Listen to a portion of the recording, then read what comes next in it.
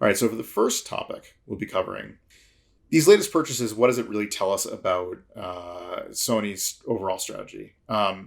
They're clearly needing to go head to head with Xbox. Xbox and the Xbox Game Pass service, as well as competitors like Amazon and anybody else who really wants to get in the game, has to look at games more as content than as things that are exclusive to platform.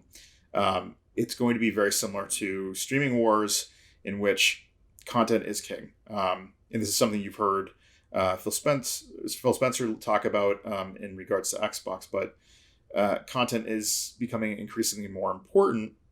And whereas Xbox is taking the strategy of making anybody, giving the opportunity for anybody to play these games as long as they have a Game Pass subscription, Sony still sort of looking at things the old way, which is you own the console, you get exclusive content for that console.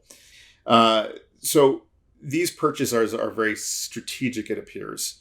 Housemarque is kind of obvious. Housemarque, Sony's worked with ever since, I think, the PS3, in which they released a handful of games for them that were exclusive to PlayStation. PS4, same thing. They were one of the launch partners and had a game out at launch.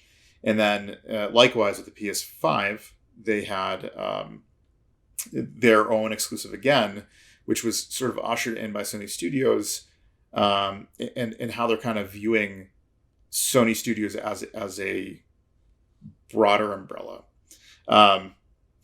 Bluepoint in its rumors kind of makes sense as not only are they just like a brilliant developer that is taking old content and keeping the base engines and base control schemes consistent, but also updating it and keeping things feeling fresh, even though they may be a generation old piece of software.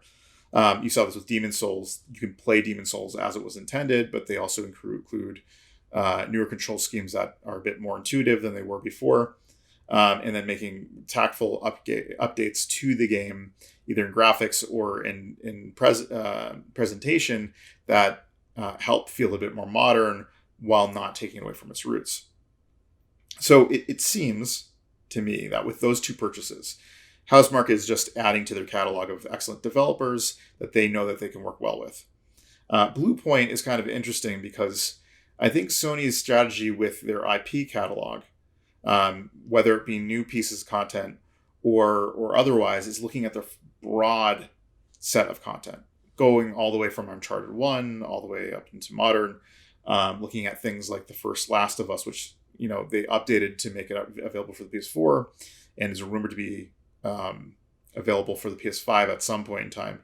But there's a huge back catalog of games that Sony's created since the PS1, right? Games like Tomba, Parappa, Patapon, and the list goes on and on. There's so many weird, quirky titles.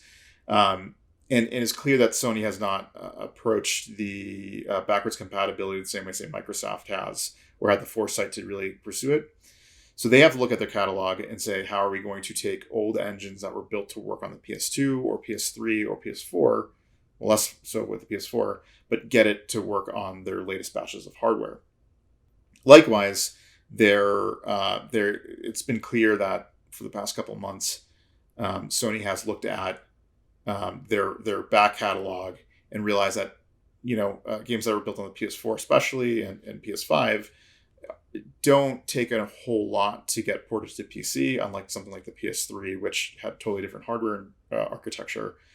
The real question is going to be is how quickly are they releasing games on the PC, and are they maintaining like the sort of presumed value of owning a PS5 and getting exclusive content for maybe half a year, multiple years on end before it ever makes its way to the PC platform.